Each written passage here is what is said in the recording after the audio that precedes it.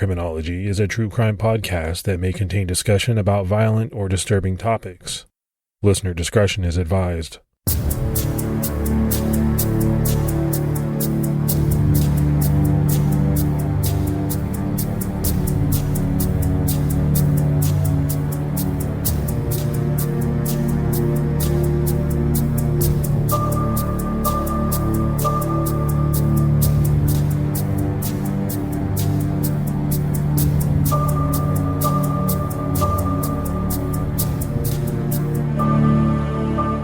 Hello, everyone, and welcome to episode 213 of the Criminology podcast. I'm Mike Ferguson. And this is Mike Morford. Morf, what's going on with you? Just got done doing a little bit of alligator watching while I was swimming and, almost forgot that we had to record. So I got out and here we are recording. What's new with you? Man, you're just living the dream, aren't you? Alligator watching. Yeah, it's something you don't expect to do, but you get down to Florida and all of a sudden it's something that can fill some time for you. I think I would watch alligators if I could see them from my backyard. Yeah, as long as they're from a distance. I don't want to be too close to them. No, I'm not scared of a lot of things, but alligators, crocodiles, those are scary. All right, Morph, let's go ahead and jump into our Patreon shout outs. And we only had one name this week, and that was Dana Smith, but we appreciate any support we get for the podcast. Yeah, thank you so much, Dana, and thank you to everyone else that supports the show. It means a lot. And to anyone that would like to help support Criminology, you can do so by going to patreon.com/criminology. All right, let's jump right into this episode. You know, Morph, we've talked about some very dangerous predators and some frightening serial rapists on this show over the years. Perhaps none more notorious than Joseph DeAngelo, the Golden State Killer. But sometimes these high-profile predators get a lot of attention. They overshadow other dangerous ones who kind of fly under the radar. In this episode, we're talking about one of those dangerous predators, Florida's Pillowcase Rapist. In some ways, his attacks parallel Joseph DeAngelo's movements. DeAngelo attacked from the 1970s to 1981, but then he went on a hiatus of about 5 years before he committed his last known attack in 1986. It was from 1981 to 1986 that the Pillowcase Rapist was active. It was on May 1st, 1981, in Coral Gables, Florida, just west of Miami, where the rapist first struck. A woman alone in her apartment was his first victim. His trail of terror would continue throughout multiple towns on the east coast of Florida, spanning 5 years. His last known victim was attacked in February 1986. The Pillowcase Rapist crept inside the homes of unsuspecting women, usually by climbing through open windows, or simply opening sliding glass doors that had been left unlocked, though he was also known to pick a lock or shatter the sliding glass door by throwing rocks.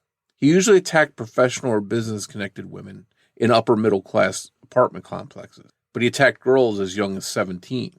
He preferred apartments to the side or back of the complex, rather than the middle units, and the complexes themselves were usually surrounded by hedges or walls, which obscured the view. And Morph, you and I have done a lot of cases. We've done cases very similar to this one. I think what I find extremely scary, on top of what we're going to be talking about, which are very violent attacks, is the thought, the planning that some of these predators put into their actions. To me, that's a very scary thought. I think, sometimes we think of some of these predators as being just careless and reckless, but oftentimes we see they're very calculated. I mean, this guy, when we talk about picking out apartment complexes, picking out specific units in apartment complexes because of the view or the fact that the view is obscured. I hate to say it because you don't like to say that people are smart who are committing these types of crimes, but there was a lot of thought that went into what he did. Yeah, this isn't the kind of guy that just sees a person on the street and decides spur of the moment that he's going to spring into action and attack them. There's a lot of thought and planning and very methodical to this kind of predator. And I think that's what makes these guys so dangerous. They're controlled and they act in a planned manner as opposed to, being disorganized or spur of the moment. And so by extension, they're much harder to catch, right? Because they are being careful. They're not being reckless. The Pillowcase Rapist attacks, as we'll get into, they were terrifying.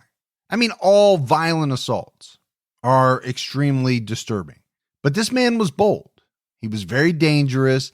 Like we just talked about, he was organized and he was practically invisible. In some instances, he was seen, but couldn't be stopped. Before one of the attacks, he was seen by the security guard of a high-rise building in Coral Gables, walking just about 50 feet behind the woman who would become his victim. He followed her inside the building after she parked her car. And the irony here is that the security guard had only been hired because of an attack that happened 1 month earlier. The victim in this second attack lived directly next door to the first victim. Police quickly connected the first two attacks, and they said early on, according to the Miami Herald, he's either parking in the complex and sitting in his car for long periods of time, watching women as they arrive home, or he's possibly hiding in a location nearby. Unfortunately, authorities had very little to go on after the first two attacks. All they knew was that they were looking for a white man, probably young, and none of his victims could pick out any remarkable accent. Detective Sergeant Christine Eckrell told the AP News during the initial investigation, he's not invisible, but he might as well be. Although we don't have all the details or dates, from 1981 to 1984, the rapist remained active. In June 1984, a woman was attacked in an apartment in Pompano Beach, Florida, by a man with a knife. He had a pillowcase over his head, so she couldn't give any details about what he looked like. Although Pompano Beach was 40 miles north of Coral Gables, police theorized that the same rapist was responsible. As far as M.O., the suspect generally robbed his victims after sexually assaulting them, stealing cash and jewelry, and telling his victims that he was broke. He would pretend he was going to steal their cars, audibly jingling their keys and demanding to know what kind of car they drove. Before leaving their apartments, he would tie them to the bed, usually with a pillowcase, or sometimes with their own clothing. These attempts at misdirection and some of the interactions with his victims is also reminiscent of Joseph DeAngelo's attacks. Well, and Morf, let's be honest, scarily reminiscent. DeAngelo told some of his victims that he was broke, he just needed money, he needed a car. The parallels here are kind of staggering. And I wonder if this rapist in this series was sort of doing what Joseph DeAngelo tried to do and misdirecting them. And because he knew that they would tell the police certain things, maybe he wanted them to have a different picture or a different road to go down. Well, there was definitely a reason. And I think the misdirection is probably the most likely reason. In February of 1985, a woman was attacked at an apartment complex in South Miami, east of the first two attack sites in Coral Gables. She left her door unlocked while she quickly went to a neighbor's apartment, returning just 10 minutes later, in time to catch the 9 o'clock show Hollywood Wives. When she got inside, she saw what she later described to the Miami Herald as a dark shadow rush toward her from behind and something pink over her head. This MO was an escalation from his attacks in the year prior. He started out by sneaking in just before dawn when the women were sleeping, gradually starting to sneak into the homes earlier and earlier until he was surprising victims who were completely awake. Investigators began to worry about this escalation.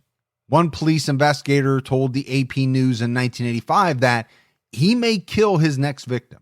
He's shown an escalation of violence in recent cases. Before long, it would be no big deal to him to attack a woman in broad daylight, or maybe even a woman who wasn't alone. And again, Morf, a lot of this mirrors Joseph DeAngelo. There's an escalation in attacks, attacking at different times.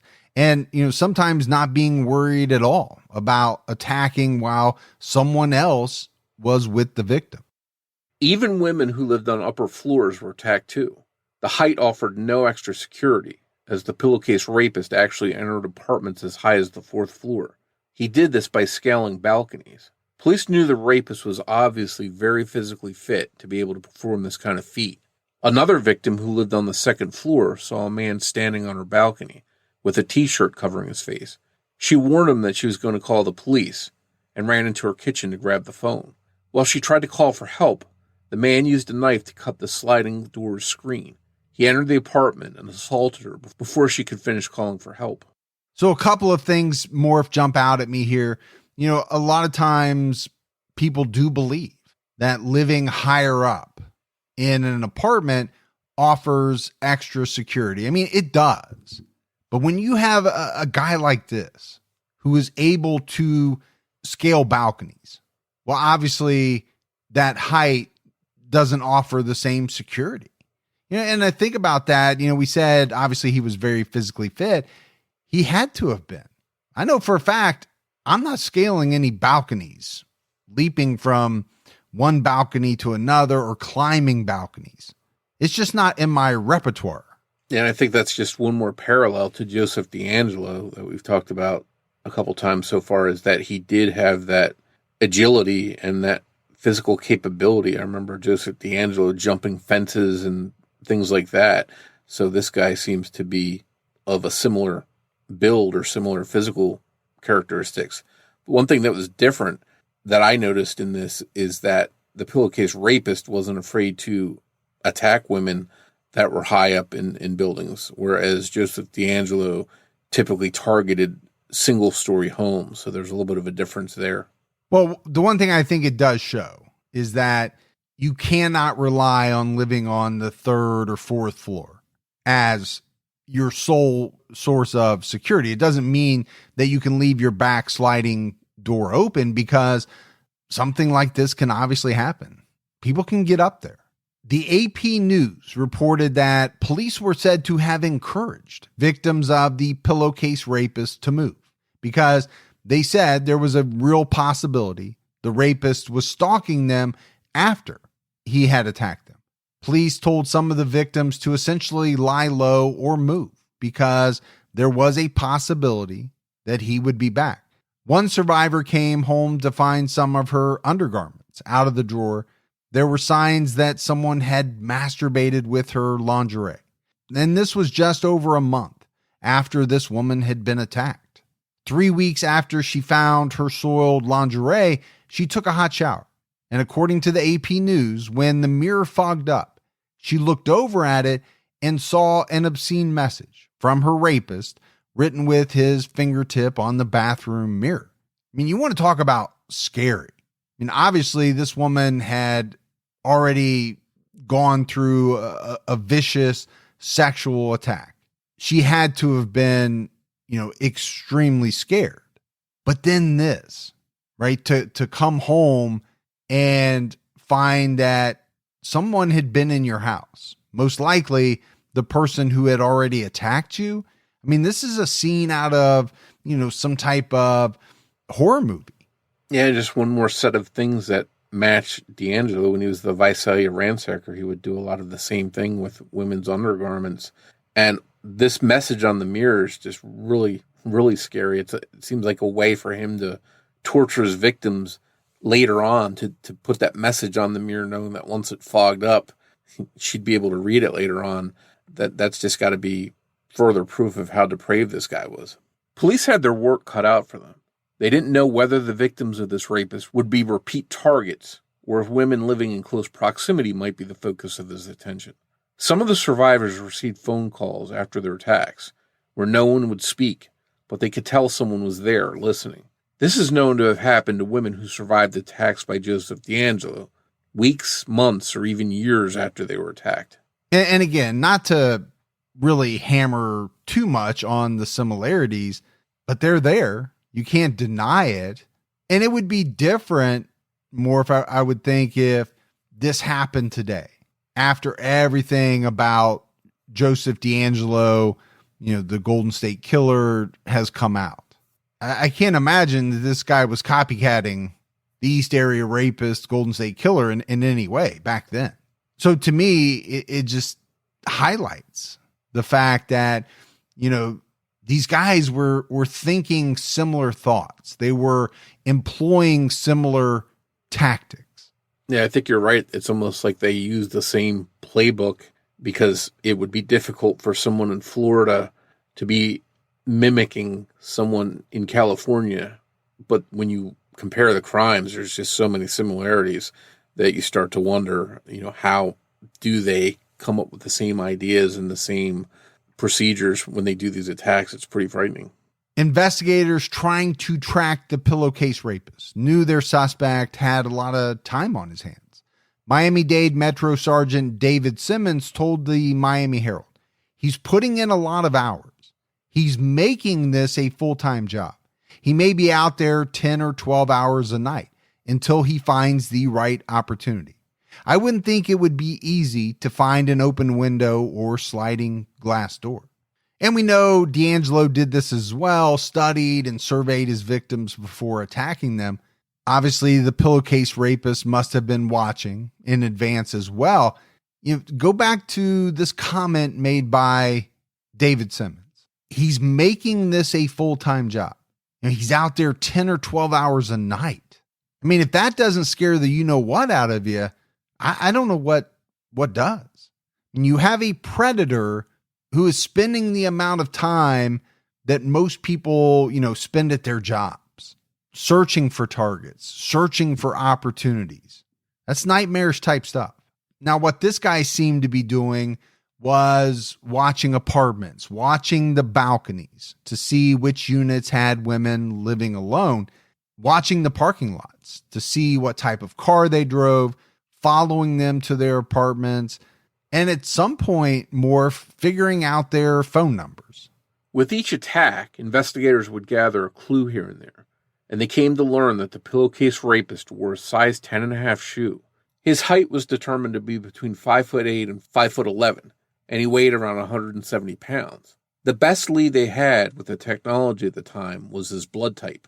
Though it was type O, which is pretty common, he had a very rare subgroup belonging to just 1% of people. And that's the extent of what they knew about the man they were looking for. Though the FBI tried to assist, they came up short.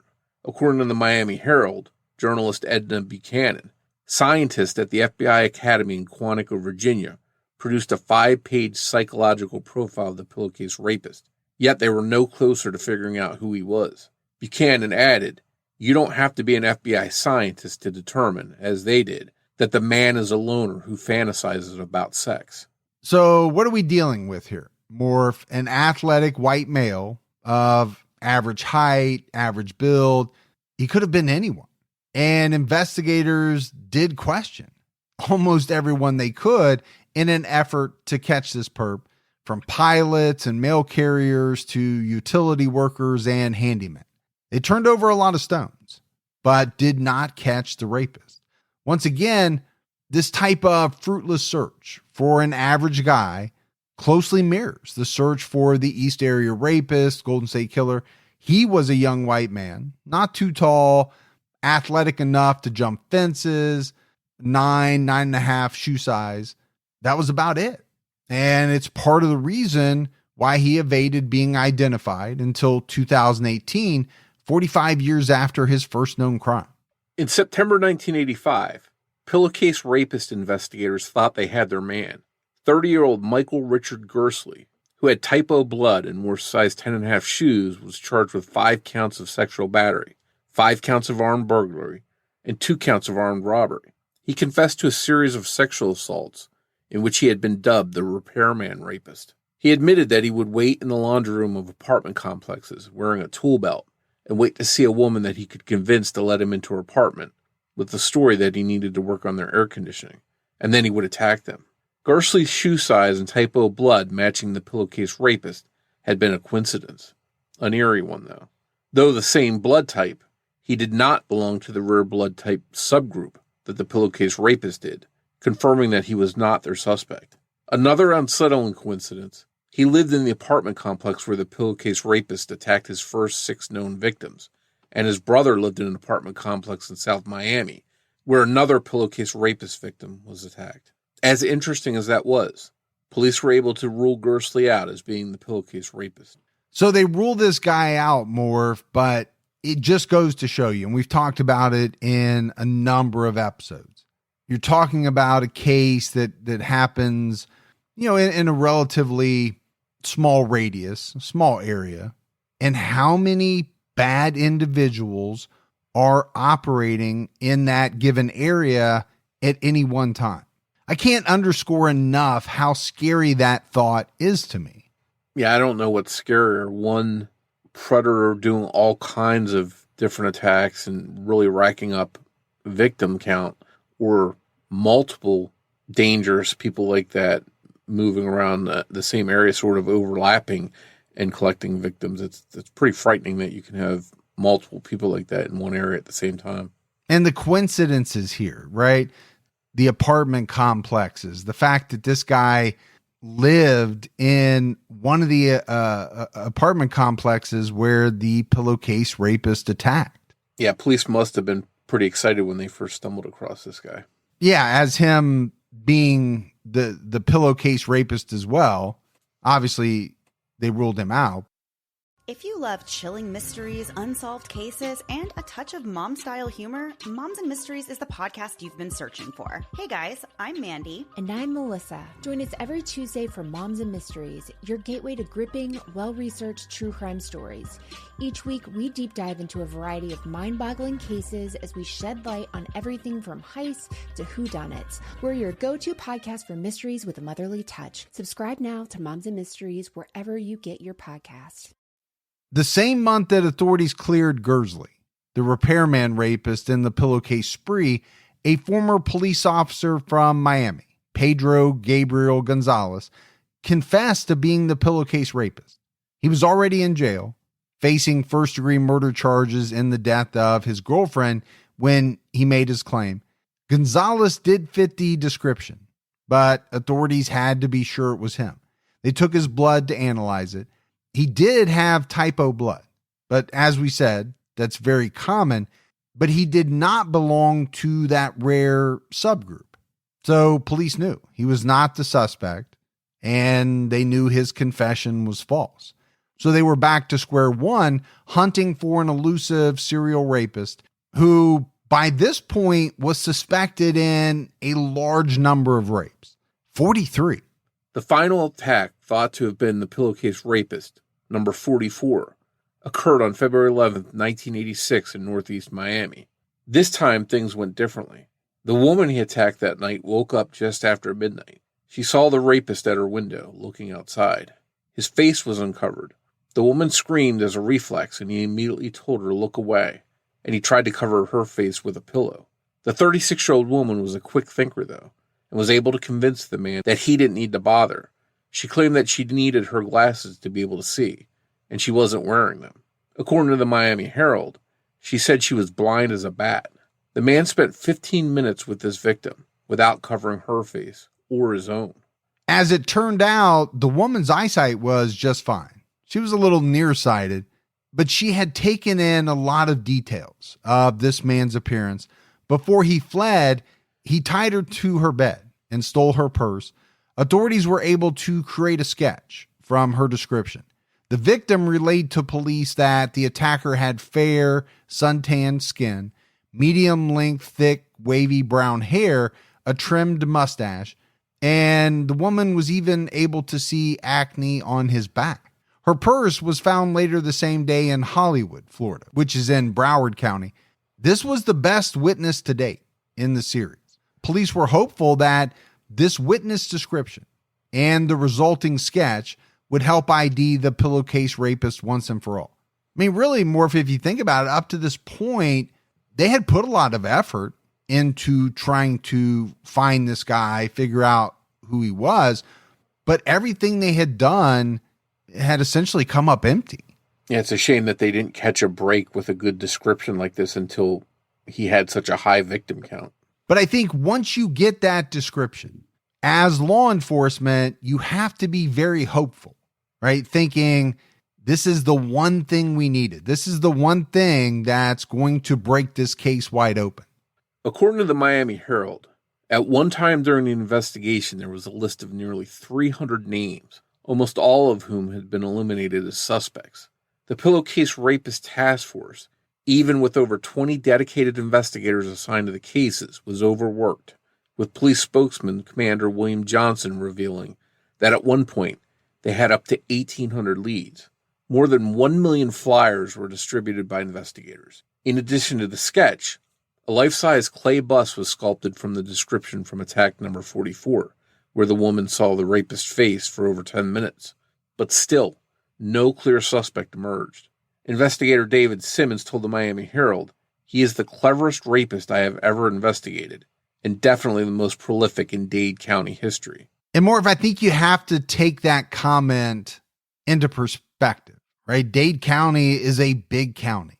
So when this guy is saying that this is the most prolific rapist in the history of that county, it's really saying something. And we've already, said that, 44 attacks. Now, obviously, we haven't talked about every attack, and there were years where attacks occurred, which we skipped, but that's solely due to the fact that there just wasn't information about every single attack.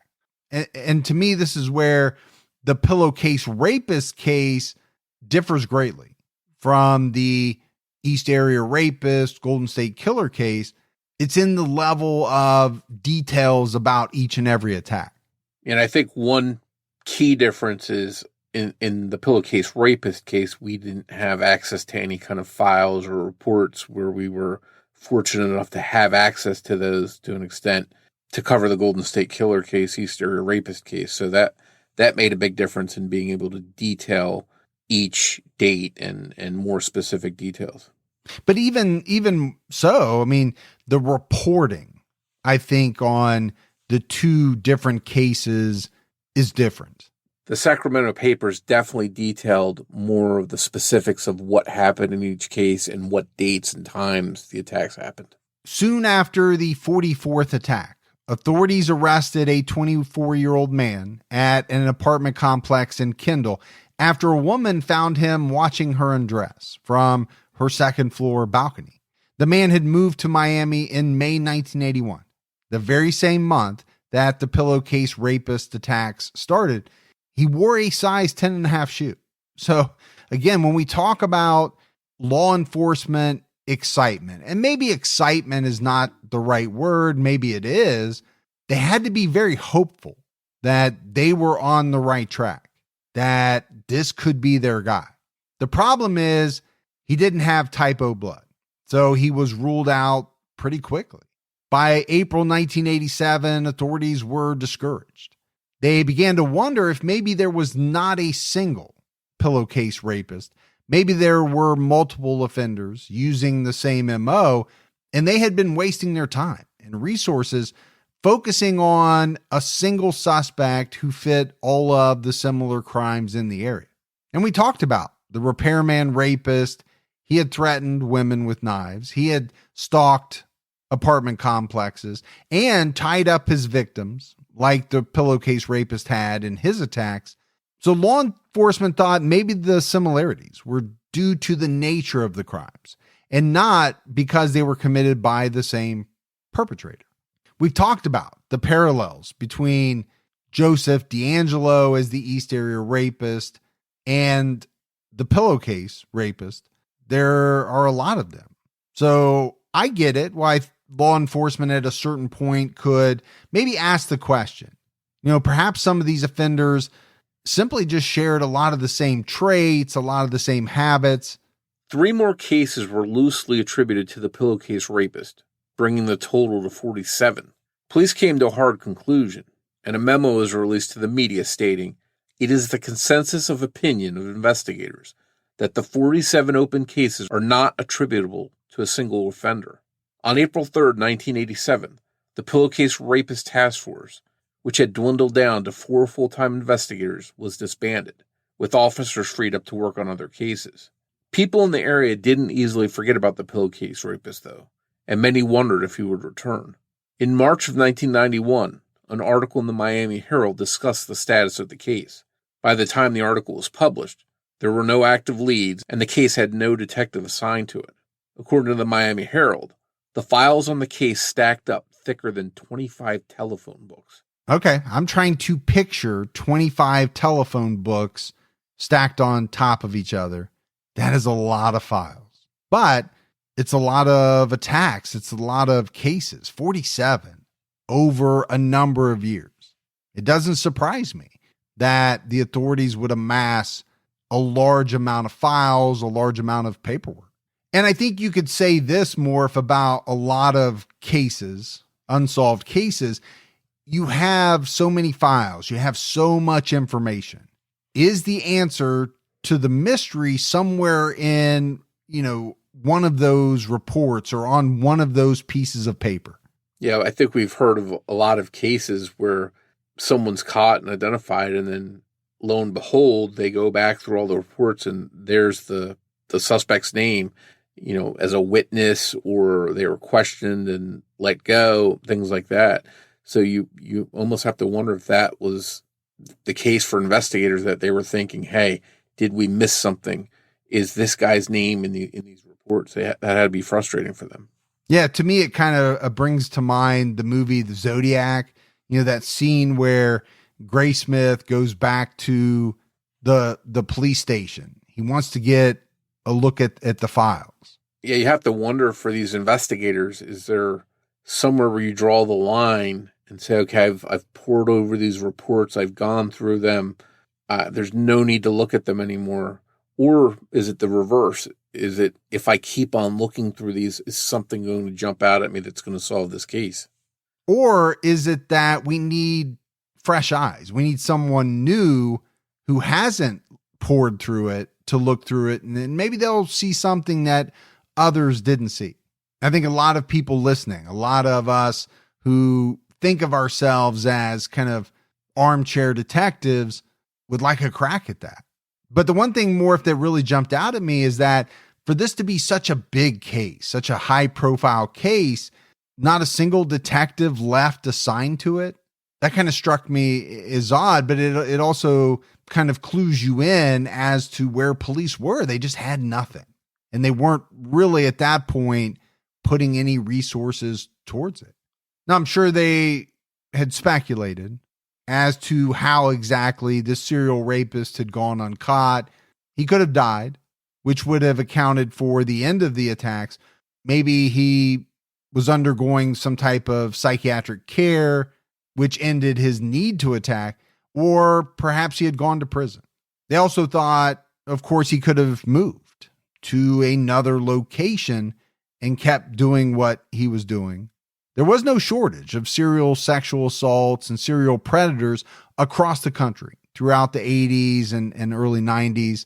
Most investigators came to the conclusion that the Pillowcase Rapist saw the sketch of him and the bust that was created, and he thought they looked too much like him for him to feel comfortable committing his crimes. There were no more attacks after that bust was created. The Pillowcase Rapist faded in the memories of residents in the towns he struck in, but police worked quietly over the years behind the scenes. On January 13, 2020, there was a partial match in CODIS stemming from an attack in South Miami on December 28, 1983. An investigator had the presence of mind in 1983 to perform the necessary sexual assault evidence collection kit collecting and was able to properly preserve the swabs so that a DNA profile could be developed from the sample at a later date. In that 1983 case, a young man wielding a weapon like an ice pick broke into the home of a 25-year-old woman, startling her.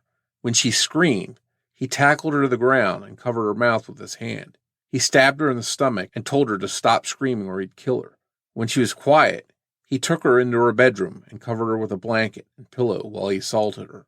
She pleaded with him because she couldn't breathe.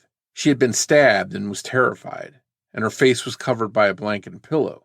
According to the Washington Post, the man simply told her to shut up before leaving. The stab wound wasn't deep, and the victim survived and got help. But there was a problem. The 2020 hit in CODIS connected to that 1983 crime was from someone who couldn't have committed the crime because they were too young. It was connected to a 29-year-old named Robert J. Koehler. He had been arrested in September 2019 following a domestic incident where he threatened his girlfriend, tried to break into her home, and smashed flower pots in the yard. Eventually, the charges of domestic violence, attempted burglary, and criminal mischief were dropped. But his DNA had been taken and entered into CODIS. His DNA profile closely matched the offender in the 1983 case. It appeared that the DNA connection was a paternal one, and that his biological father had likely been the 1983 offender. Just 3 days after that CODIS match came to the attention of investigators, they were tailing Robert's father, Robert Eugene Koehler, a 60-year-old electrician and handyman. On January 16th, they were able to get DNA evidence from things he touched at a grocery store while they trailed him. These included the shopping cart he used, as well as a door handle they saw him touch. The Miami-Dade Police Department analyst compared his DNA to the sample from the 1983 attack, and it matched. When shown a 1998 photo of the suspect that matched the DNA sample, the victim in the 1983 attack, known only as EV, confirmed for Miami-Dade detectives that she had not had consensual sex with that man at any point in the past, and she didn't know who he was. So more things are getting interesting, right?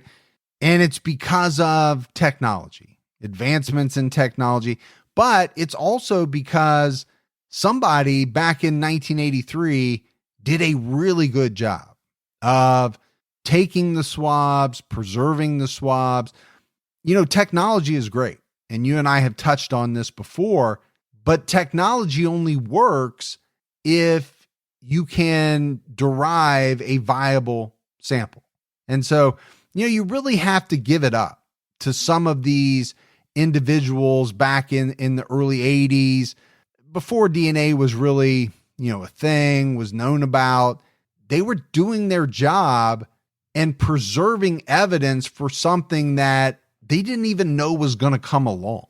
It's kind of amazing when you think about it. Yeah, I think it just goes to show that when you do good police work, even though technology hasn't come along yet that's going to help you, it just helps that when it happens. I think they knew that things were evolving, and although they didn't know about DNA at the time, they knew that one day that evidence they collected might be important, so they did a good job collecting it. On January 17th, 2020, 60-year-old Robert Eugene Koehler was arrested in Brevard County, Florida. His DNA was taken and analyzed again. And once more, it matched the sample taken from the evidence collected in 1983. At his first hearing, Koehler said to the judge, "I'm not guilty." He was extradited to Miami-Dade County and ordered to be held without bond. While in custody for the 1983 attack, DNA taken in some of the Pillowcase Rapist cases was matched to Koehler. Police knew that after decades, they finally had their man. And looking back at his past, they found that he had been in trouble with the law, but nothing that led to him being identified sooner. In 1991, just 5 years after his last known attack as the Pillowcase Rapist, Koehler was arrested for an attack the year before in Palm Beach County, Florida, on charges of sexual battery. For some reason, perhaps lack of DNA, the case wasn't connected to the Pillowcase Rapist attacks by authorities. Koehler was convicted and required to register as a sex offender, but he wasn't required to provide DNA due to a Florida law at the time. Had that happened, he would have been identified as the Pillowcase Rapist much earlier. For the attack in 1990, Robert Koehler was only sentenced to probation and later 120 days in jail after he violated the terms of that probation. So we don't have all the details of exactly what this sexual battery charge entailed, but probation, Morf? I mean, you know, I don't want to sound like a broken record because I know I talk about this a lot, but it really galls me in some of these cases where, you know, people do really bad things. Sexual battery to me is a serious crime. And so, to give a person probation. Now he got 120 days later, but that was only because he violated the terms of his probation. It just doesn't seem right. Yeah, this isn't a case of vandalism or shoplifting or something like that where no one's injured. This is a sexual attack on someone. So to only get probation, I'm like you, I'm scratching my head over that. Yeah, you're treating this guy as though, he's a 20-year-old who blew up somebody's mailbox with an M80. I'm not saying that's a good thing to do, but to me, it's a far cry from some type of sexual battery, some type of sexual assault. I think it just shows you how small the consequences were for some of these sexual crimes, 30, 40 years ago. Koehler's criminal record stretched back to 1980, the year before the Pillowcase Rapist started. He was arrested that year in Miami for aggravated assault, not sexual assault or battery, but it's further proof of people with criminal records who are somehow out and free to commit more crimes upon news of Koehler's arrest on just one charge of sexual battery for the 1983 case. Many people expected more charges to come. Dave Simmons, who had led the Pillowcase Rapist task force before it was disbanded and before he eventually retired, was one of many who still believed that one single attacker had committed most of the Pillowcase rapes, telling the Miami Herald at least 44 attacks had been committed by the same suspect, in his opinion. As reported by CNN, by the end of January 2020, investigators were able to link Koehler to at least 25 cases. Miami-Dade State Attorney Catherine Fernandez-Rundle confirmed that Robert Koehler's DNA matched the DNA of samples found at a few of the Pillowcase Rapist crime scenes. Still, prosecutors only initially charged him with the sexual battery case from 1983. A Miami Herald article mentioned that according to legal experts, it was a smart strategy to focus on swiftly convicting and imprisoning Koehler on one rock-solid case, with other cases waiting in the wings, just in case. Former Miami-Dade prosecutor John Priavolos confirmed that the prosecutor would be wise to focus all efforts on one case at a time. It may seem a bit counterintuitive to us as non-legal experts, but some of his victims were okay with that course of action. 64-year-old Mimi Calvo, one of the Pillowcase Rapist victims, told the Miami Herald, "He just needs to be put behind bars. I don't care if it's me that puts him there or not." She was just 26 years old when the Pillowcase Rapist sexually assaulted her after breaking into her apartment and putting a pillowcase over her head. When Koehler's neighbors learned of his arrest and his ties to the Pillowcase rapes, interestingly, they didn't give the usual shocked answer to reporters when asked about living next door to someone so dangerous. We hear it all the time, or if usually people say, "I'm shocked," or "I never would have guessed. He seemed so normal. He was a great neighbor." But one neighbor, Alex Wenzel, told Wesh.com, "I just always read him as incredibly predatory." So to me, that's a fascinating statement because we do hear it so often. Most of these individuals, they're able to put on the facade. They're able to make their neighbors believe that they're just part of the group. But here you have this one neighbor who thought from the get-go, this guy's a predator. Now, that neighbor could have said that already knowing what this individual was being accused of. I don't know. But if the neighbor really thought that, to me, that's extremely fascinating. But the other thing, Morf, is what is that neighbor going to do with that information? You're not going to go to the police and say, I think my neighbor is a predator, just based on your thoughts alone. Nobody's going to do that, right? Yeah. And I think it sort of talking about the parallels between him and Joseph DeAngelo. I remember some of the neighbors when he was unmasked as being the Golden State Killer, some of his neighbors came forward to say they had disputes over property issues, things like that, minor things, but he seemed aggressive and would start arguments over things. So Some people in that case as well had run-ins with him and had a bad feeling about him. Well, it's interesting that you point that out, because I'm going to make an admission.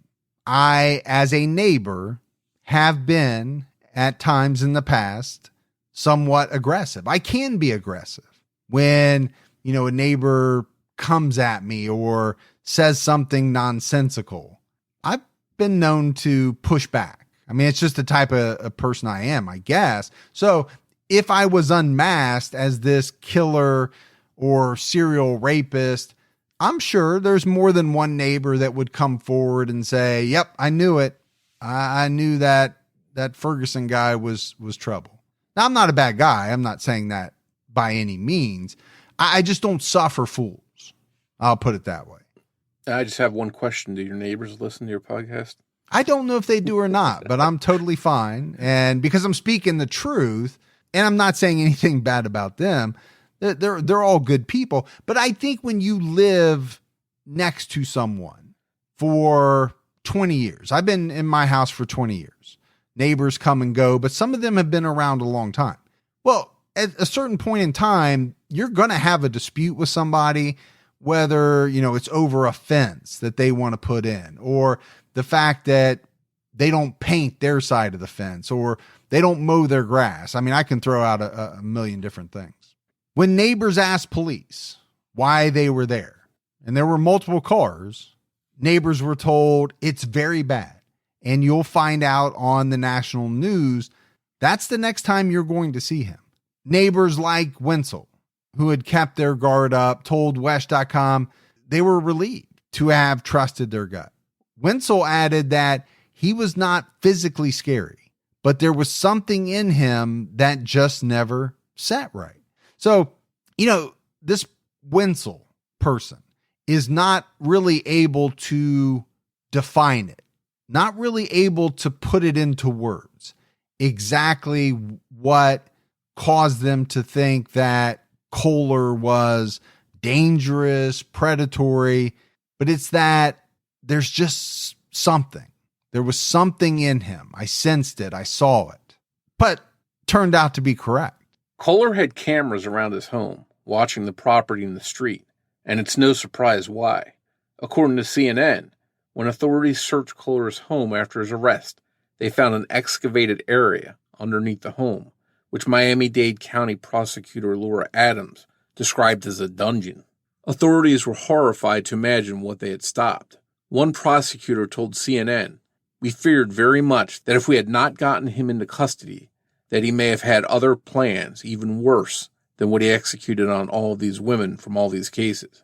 More than one safe full of jewelry and other small items, possibly trophies from his many victims, were found inside the safes inside the home. Multiple cross pendants, glass bead rosaries, gold bracelets, gold and silver necklaces, pearl necklaces, and multiple small charms and pendants were found in his safes. 21 miscellaneous items of jewelry are listed in the items seized in the 2020 search.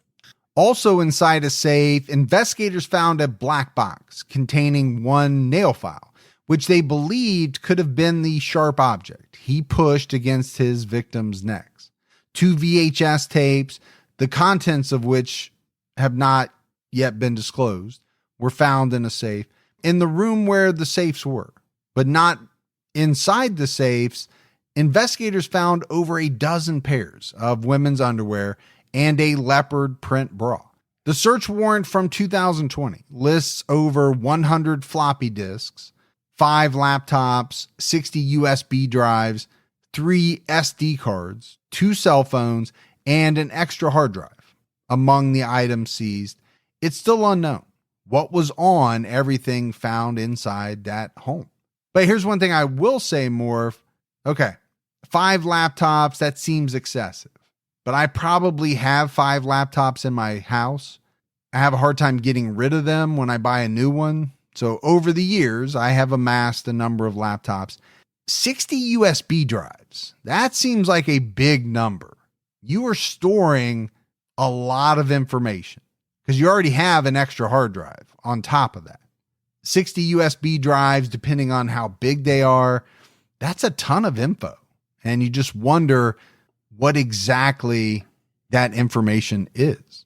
Yeah, and I'm curious about the VHS tapes because, this is 2020 that he has these things, and unless he somehow found a working VCR, I don't even know how you could watch them. So I wonder if it had some kind of, God forbid, he had filmed some kind of attack and he kept it as a souvenir.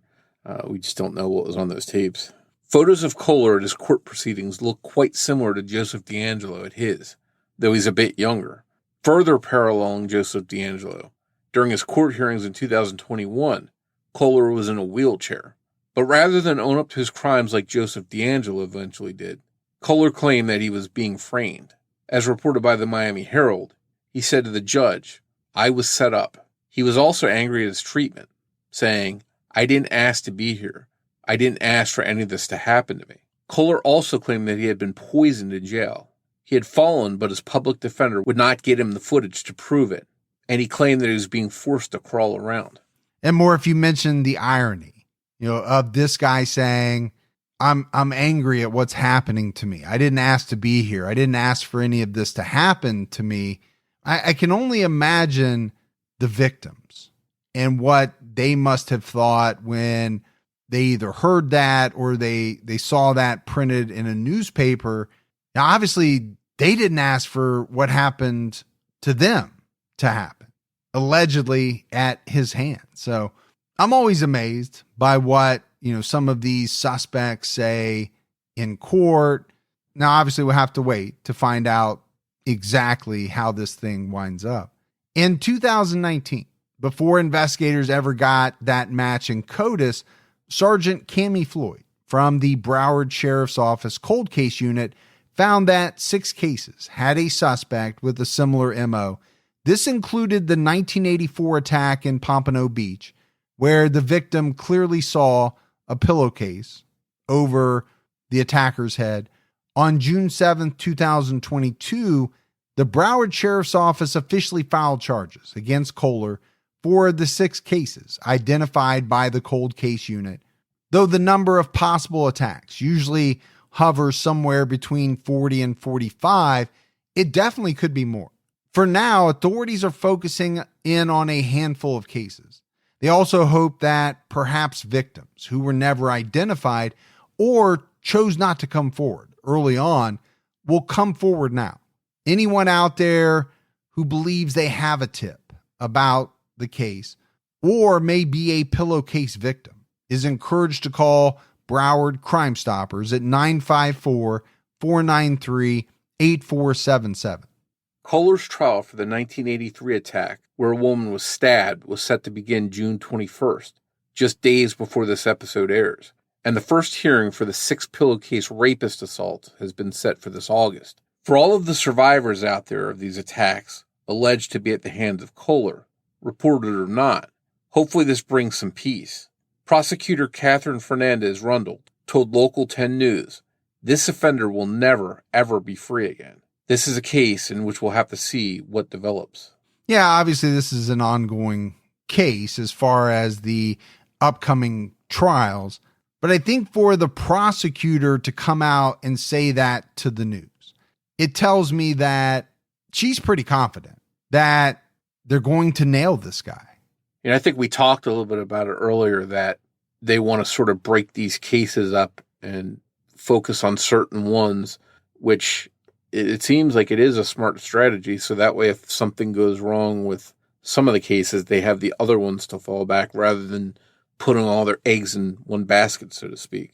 So hopefully at the end of the day, if he's found guilty on any number of these charges, that he will face the consequences and be held accountable in prison. Well, I think it is a smart tactic, and we have a lot of legal experts that listen to the show and sometimes chime in and help us. My thought is, and what I've always heard, is that you don't want to muddy the waters with too much all at one time.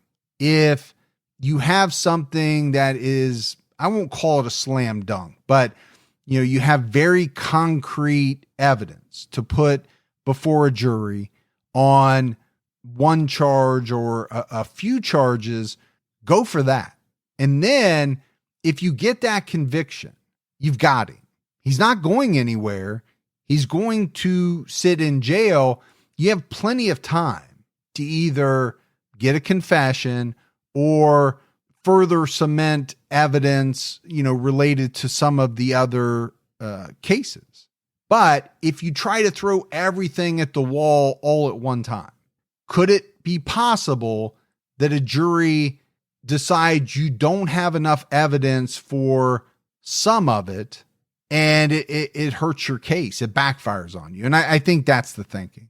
Yeah, it'll be interesting to see if he takes any kind of plea deal where he agrees to own up to everything he did in exchange for some kind of sentence that he thinks is to his benefit. Well, I'm sure that if a plea deal is offered, and I don't know if one has already been offered, it would result in less time for him than if he went through the full trial, multiple trials, and was convicted. Now, this guy's in his 60s, so maybe he's making the decision that I've got nothing to lose. I'm going to get a bunch of time either way. I might as well take my chances. And that's the one thing that we haven't talked about is I'm glad that they think they're on the right track, that they're going to try this guy. It seems like they've got some really good evidence in at least some of the cases. But I can think about this in a couple of different ways. One is that, much like DeAngelo, this guy was able to live his life, do what he wanted, maintain his freedom for a very long time. Now, hopefully he's going to be held accountable now. And that's the second piece of the puzzle is this is a case that could have gone unsolved without police ever identifying a perpetrator. So you have to find some solace in that, I think, even though it took a very long time. And that's the thing that I think has to cause these type of individuals who have been able to elude police for many years to be scared that it's just a matter of time. In some instances where they're going to get a knock on the door and the police are going to say, we got you. And we're seeing that more and more and hoping that that trend continues. Yeah, it's a great thing to see all these bad guys getting nailed. And for the victims out there of someone like the Pillowcase Rapist, it's good to see them getting justice, even though sometimes it takes a long time. They deserve that. No doubt, this Koehler guy, if he is in fact the Pillowcase Rapist, as it seems things suggest he is, he's a very bad guy. He's vicious. He's brutal. He was also a cold, calculating individual. And it's probably, a main reason why it took police so long to get him, because he did do a lot of things to try to elude the police in his selection of victims, his selection of apartments. But like you said, Morf, this is a case that we can kind of keep an eye on, see what develops. I think it's going to be very interesting to see what comes out about the information that is on all of that technology that they recovered from his home. And maybe that's why the prosecutor has been so confident. There's probably a lot of stuff on there that is going to sink him. I think we'll have to be patient and wait to see what develops. Thanks goes out to Sonny Landon for help with writing and research in this episode. As always, if you love the show, but you haven't done so yet, take a minute, go out and give us a 5-star rating. Keep telling your friends. That word of mouth about the Criminology podcast really goes a long way. If you want to find us on social media, we're on Twitter with the handle @CriminologyPod. You can also find us on Facebook by searching for Criminology Podcast or by joining our Facebook discussion group, Criminology Podcast Discussion and Fans. So that's it for our episode on the Pillowcase Rapist. But we'll be back with everyone next Saturday night with an all-new episode of Criminology. So until then, for Mike and Morf, we'll talk to you next week. Take care, everyone.